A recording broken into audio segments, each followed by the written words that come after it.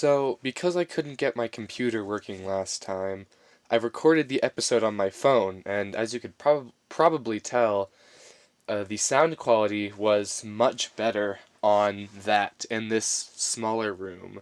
And so I think this is probably how I'm going to record stuff from now on, so I get higher quality sound. Because the phone's microphone isn't really that bad at all. It actually sounds pretty okay. I hope I don't peak too much, because I don't have the equipment right now to EQ and compress stuff to make it sound good. So I'll try to be quieter and not as loud, or I hope I don't undershoot it as well. But Minecraft maps are a big part of my life and a big part of, or I guess they used to be a big part of my life, and I want to explain why to for myself and also for this podcast I'm recording. I think I've finally settled on the fact that this is a podcast because I'm recording myself talk about different topics, about different times, in the episode-like fashion, each of which are loosely connected because it's me talking and they're all part of the same project, but they all are sort of their own separate things. And that's a podcast in audio form. It's all in audio form as well. So I'm just gonna start calling it a podcast. I don't know why. It just didn't sound right before. It still doesn't sound right now, but it is what it would be called. But Minecraft maps. In Minecraft, there are a few different ways I have enjoyed the game. There's vanilla Minecraft, which I only really played when I first got the game, um, back when I lived in different places when I was younger. I really only played it right when I got the game for the first couple months, and then I sort of got bored of it. After that, I would do online servers things. That was another big way you can enjoy it, as I sort of went into detail in the first episode. But apart from servers, you can also download mods for the game and do it that way. And there are a lot of different mods that do so many different things. Minecraft is such a good base game, and you can add almost anything you can imagine to it. Like, there's this one mod pack, or sort of sequence of mods called Flans mod, which adds a lot of. It just adds really guns and weaponry, weaponry of the modern era, I would say, and vehicles of the modern era to Minecraft. And on its own, it's interesting and fun, and you can't. It's hard to craft this stuff in games, so it's better for just spawning in and sort of having a blast. But in conjunction with other mods or other things that maybe make the world better or give you something to do, you can use Flans mod, and that's where things get really fun and interesting. Same with another mod called the Grapple Hook mod, which is useful on its own because, oh hey, now you can swing around to different places. It works like the grappling hook from Wind Waker, not like the hook shot from the rest of the Zelda games. So you latch onto something, and then you can swing around as if you were swinging on a Spider-Man web, pretty much. Speaking of Spider-Man's web, there's also another mod. I can't remember what it was called. There are a couple different ones, but there was one penultimate one that me and my friends found. I can't remember for the life of me what it was called, but it allowed you to be superheroes, and it from Marvel and DC, and just from a lot of different things in general. And while other mods sort of did that in a like kind of working way, kind of not, this mod would all out. It had like music, it had custom 3D designs, it had custom UIs that it added to the game, new systems, new crafting methods, all of this so you can be like the hero you want it to be.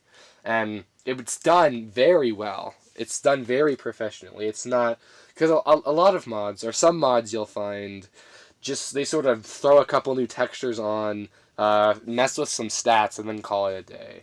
But some other mods you can find, like that aforementioned superhero mod, or one I really liked called the Mistborn mod, went above and beyond and added new things to the game. And while those are fun to play, like, oh, I'm playing vanilla Minecraft, but now there's just new stuff, but my goals are the same. You know, just now instead of maybe reaching the nether or reaching the end, I'm going to go to this new dimension, you know? I'm going to go to this new pocket dimension or go and create this new stuff. But for me, where Minecraft was at its most fun, when I got a group of 3 or 5 people together. All of us got the same mods. I would open a server, and we would get a lot of mods. We like to have flans in the grappling hook mod, just as sort of like a baseline. These are the mods you can use. And then I would browse online for different maps. Not like an adventure map or a map where there's a story or objective, but maps where it's just exactly that. It's a creation that somebody has made. Maybe it's a big castle building thing. Maybe it's one that I like to use a lot was Helm's Deep from Lord of the Rings. Maybe it's just a city with inner buildings that you can weave in and out of super well. Maybe it's all of that. Maybe it's some underground cavern. But whatever it is, I like to get that map, that creation, in conjunction with a lot of other mods and ideas, put those together and just have a all-out battle royale with each other with like okay, you get 5 or 10 lives or something, and then whenever you lose all of those lives, you are out and you have to watch. And so you'd get these really tense and long games where there you would have to find good vantage points and sort of sneak around and figure out how your enemy wanted to approach you. And you have to learn the terrain as you played, because none of us really knew what the maps are like except for the aforementioned Helm's Deep, because we played on that one so much. We would just have to explore and figure things out as we played, with maybe the superheroes mod or the flans mod or whatever we have going on at that time. And that is some of, if not the most fun I've ever had with anything in my life. And I would do that every day, day in and day out, for months with my friends, just getting new mods and trying out new things. Another mod I would use is the Pixelmon mod, which essentially just added Pokemon into Minecraft. I think I've already talked about that, though, and so I'll move on. Minecraft maps add more variety to the game and still allow it to be Minecraft. And it allows it to be whatever you want with the maps. It just adds more structure, maybe. A classic example is Skyblock. You're still surviving. You're still in survival mode. You have to worry about mobs. You have to worry about everything still. But now you've only started with this 5x3 island. Or I think it's this 3x... It's this 6x6, 9x9. It's like... I think it's a 3x3 kind of. It's like 3x3s put together in a sort of right angle shape. That's what the skyblock is.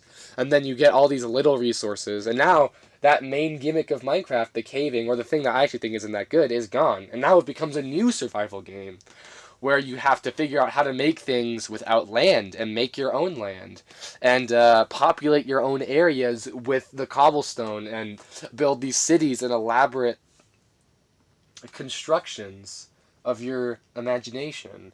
But you've done it all from this one little dinky thing in the sky. And that makes the game a lot interesting, but it's still survival and allows you to play the way you want to.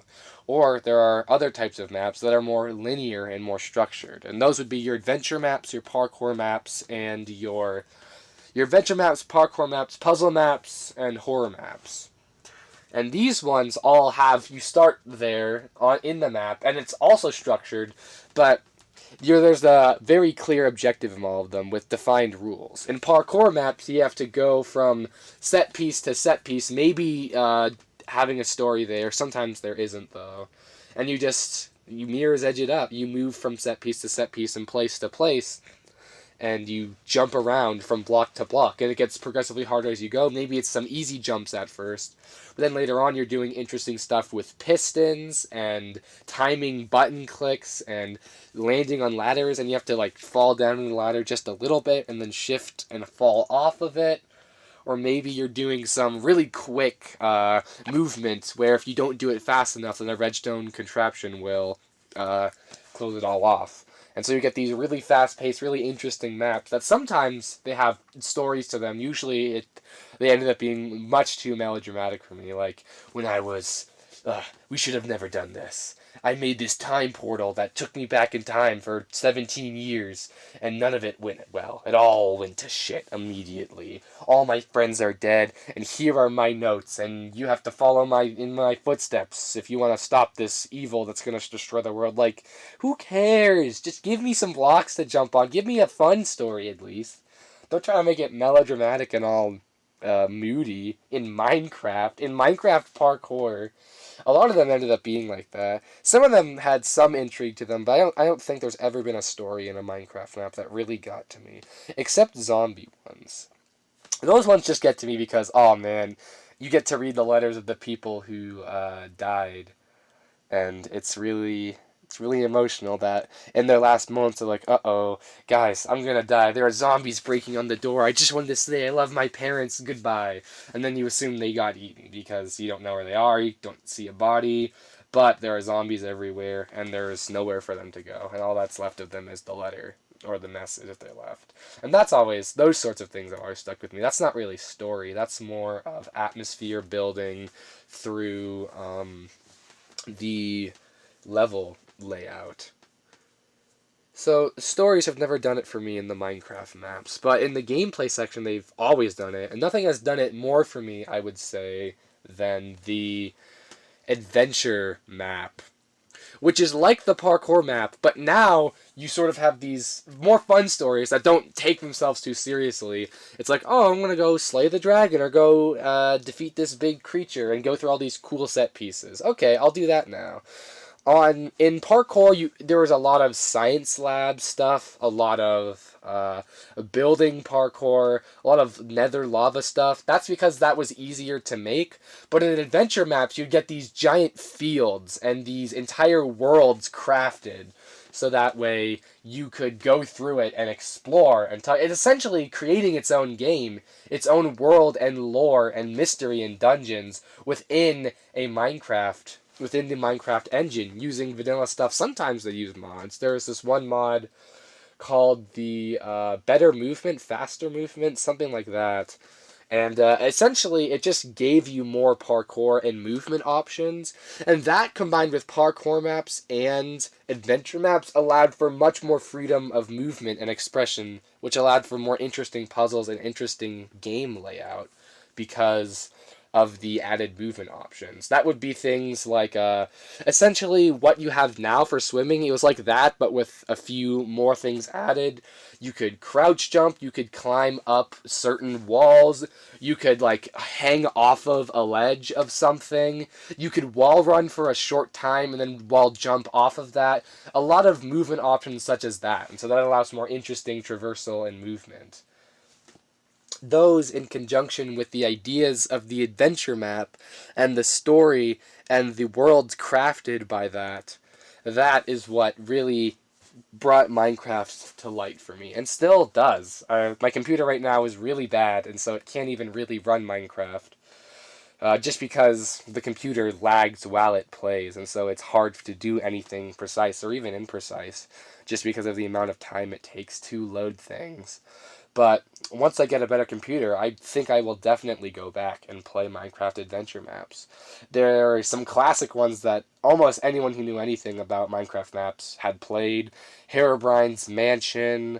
That's the main one that comes to mind. There were a few others that I can't think of now. That Herobrine's Mansion one I think it was made by, not Notch, it was made by the really good Redstone Guru guy, Seth Bling. I think he made the map. And you used the John Smith texture pack that had all the like the really medieval stone textures on everything, and so it gave this sense of foreboding and atmosphere. That map has a really good atmosphere, a lot of backtracking and some story, but in the end the story is just Herobrine isn't good, you've got to go and defeat him because he's hurt other people. It was somewhat of a horror map as well, but it didn't really delve into that side too much. It was more just Herobrine had a sinister energy to him, and you have to go and defeat him. That one had its own bosses, its own mechanics. I remember watching Sky Does Minecraft play it the first time, and that's what introduced me to the map and adventure maps in general, and what made me want to play them so much. I think my favorite adventure map that I've played was actually another zombie map. I don't think I mentioned another one. I sort of glossed over it before, but I can't remember the names of any of them because the names are always bad on all of the maps. They're always really too over dramatic, like the time, my uncle's secret in the basement, or it's too late over, or the plane crash, or something. They were not good titles, but it would allow you to recognize what they are. So I don't remember any of them, but this one was on an island that you would search. At the beginning, there is this linear puzzle section that you think, oh, okay, this is going to be a more linear adventure map that sort of streamlines or takes you through different corridors with different ideas and exploration. Okay. But then after you finish the beginning, the world opens up to you. And then it becomes. I actually hadn't thought about this until now, but it becomes a Metroidvania within a Minecraft map through different items and how they interact with the things. Like, oh, there's this button, there's this room, it's this island that you walk around, and there's a city section, a sort of tribal wooden hut section, a lava section, a dock, and the center, which you can't really access the center until after you get all the items. But I remember distinctly in the city section, there was this one room you could go in and find that all of the paths sort of lead to. Whoops, I dropped the thing. I hope the audio quality is still okay after I move it.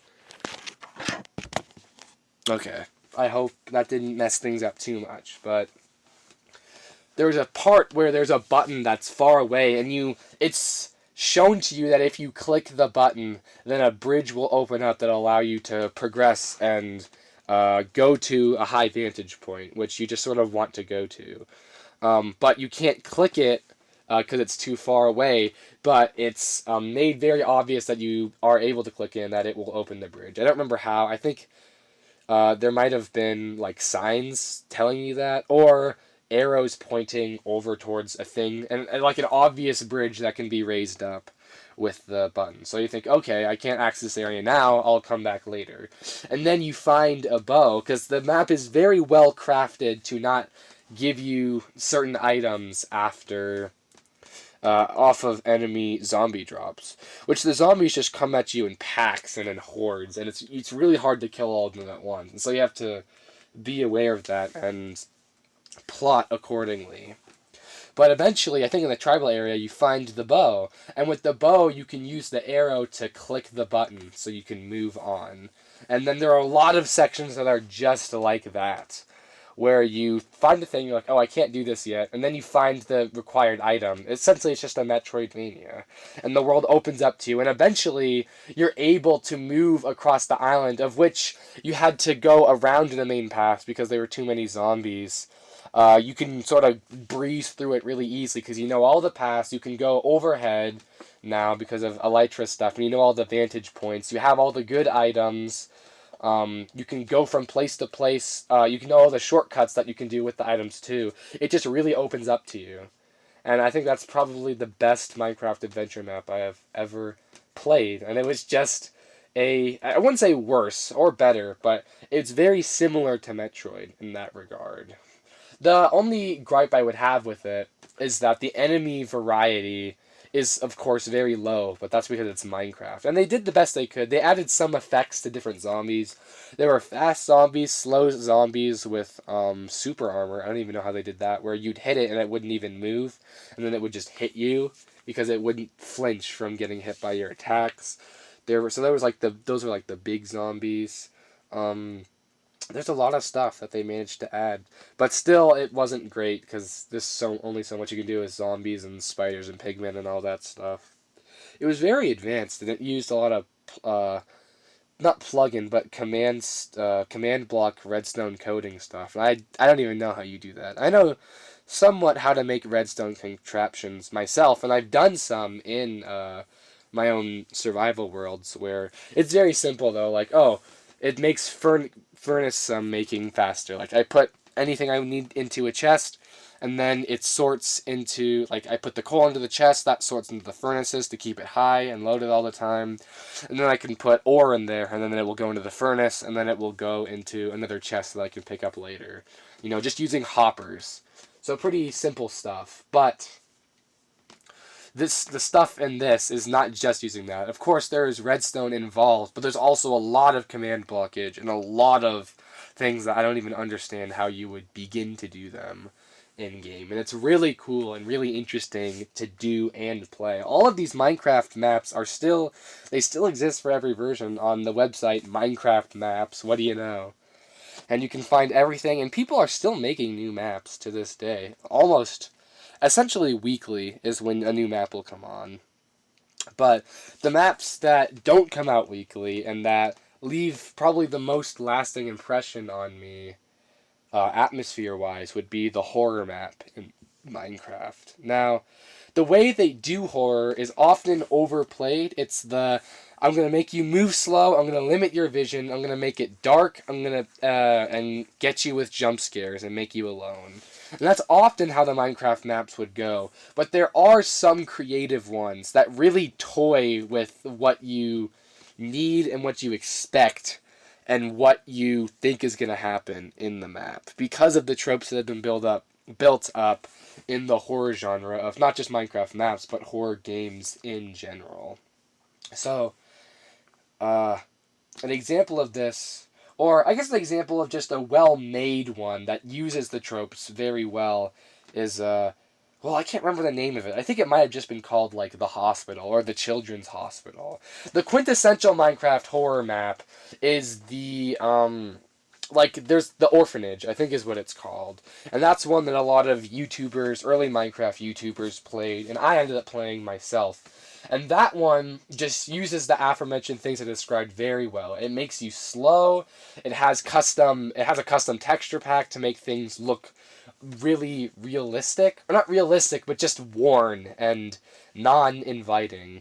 And it's dark, and they throw enemies at you that you can't see, and that through the sound makes them scary. And through the lighting of the map, it makes them scary. Because you can't fight them. You can't run. You have to know how to get around it. Actually, you can run some of the time. And, like, there are blood splatters everywhere, usually. They often have metallic, non-human, non-vibrant things. Like, settings of them are usually orphanages or hospitals, like places you'd think would be creepy at nighttime. So it's dark, and the tile is non-inviting. Or if you're in an orphanage, it's old, rotting wood. Maybe not rotting, but it has that old feeling of wood to it, and not the homey feeling, but the scary horror feeling. And the windows are all boarded up and shut tight, and only a little bit of light shines through them, but it doesn't illuminate anything that you can see. Some of them have good mechanics where there isn't a torch. There are torches in Minecraft, but if you hold a torch in your hand, it doesn't put down a light source. You have to put the torch down, you have to place it, and then light comes from it. But some people, somehow, using plugins, they made it so there are items you can hold that have a light source around you. So then all you have to do is move forward and move. You don't have to have any light anywhere else. All you need to have is this one little thing that illuminates stuff. So then things have to be very close for you to be able to see them. So that allows for a lot of jump scare purposes, a lot of atmosphere building and creepy sounds and all that stuff. The orphanage was the biggest one, and that one, I think there was a demon. I remember the story somewhat.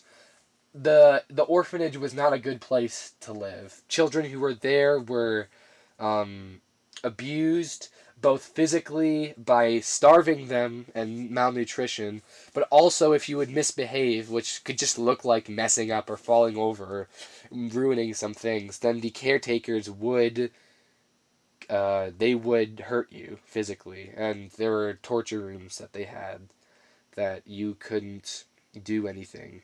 That you would go into the rooms and they would do horrible things to you. I don't know if it's ever told to you in the map, which that's a good thing. Let my imagination run wild. Maybe it's like that one wheel from what's that Amnesia, where as they spin the guy around, they can just break all of your bones or something, but they won't kill you. It'll just break your bones in as many places as they can and dislocate everything. I have nightmares about being on that wheel from Amnesia.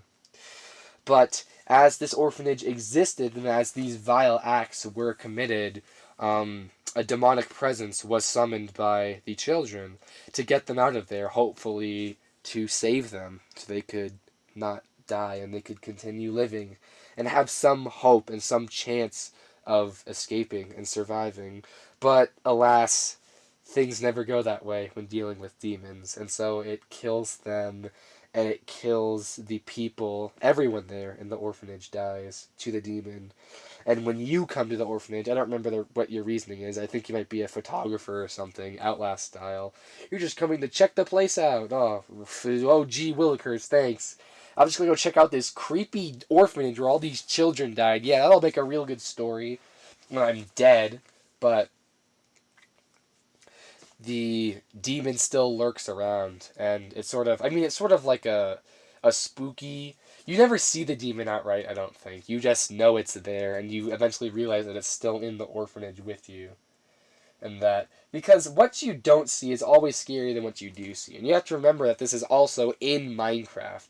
And while you can limit the movement and you can make audio visual scary, you can't, in these maps, add your own new textures to the enemies. And even if they do, then you still know it's a zombie. You still know it's a human. You still know it's a spider because of that stuff. And it's really hard to scare you in showing you the evil. Honestly, in anything, if they show you the evil, the big bad scary, and they explain it, it's not scary anymore. That's my problem with like The Ring or a lot of American Western movies like Freddy Krueger, all that stuff. Because there's this scene where this guy, actually that monster that was haunting your nightmares and has killed all the children in the orphanage, now actually you can beat him with these silver bullets, and he's from the telepathy dimension of wizards, and the wizard dimension has been there for 30 years, and they have all this documentation, and they just tell me everything unnecessary about the horror, and it completely ruins it for me. Japanese horror, on the other hand, can be scary for me, but it relies too much on being weird and out there. It almost goes too far in the other direction, though it's much better and does frighten me. I feel like there's still a middle ground you have to find, that with story and characters, and not just being weirded out by weird, creepy things. But that's the quintessential Minecraft horror map. And the one I enjoyed the most was this one called, I think you can probably go get it. I played it somewhat recently, like a year or two ago, I think it's called The Room. I'm not related to the movie. But you're in this dark room. It's really small. It's a short one, too. And you have to, once you're in the room, you have to find your way out. Simple enough. And once you find your way out of the room, it puts you in a hallway. And once you exit that hallway by walking through it, you're back in the room. But now things are changing, and messages are being put there, and you have to find different ways to get out. It's essentially PT, but done in a Minecraft thing, and it brings in different ideas, and you don't have to have a microphone and speak into the microphone a specific sentence. Like, who did that? Why would you do this to me? Why would PT do that? So obscure, really interesting idea, but it wasn't signposted very well, so not that many people did it. I didn't figure it out. I had to look up how to get past that part. But my train of thought just got completely derailed because I was thinking about PT. The Room. It just has a very dreadful atmosphere from the beginning. Just in the lack of sound. There are sounds, but it's mostly just you walking and the things you interact with, and maybe a few ambient noises, but there are no jump scares. Though there are a lot of jump scares in the other ones. The orphanage and the hospital one I talked about, those ones are riddled with jump scares. Oh, I didn't even talk about the hospital. Essentially, that one, a doctor goes mad and in the hospital murders a lot of people on the bottom floor. but on the top floors. But on the bottom floors are the people that he. To get out, you have to turn on a generator in the basement, of course, so that way you can leave through the front gate that's operated, and you can't climb over it for some reason. And so on the top floors, they're just the people he killed, and you start to learn what he did, what this scientist did in the area, and his slow descent into madness.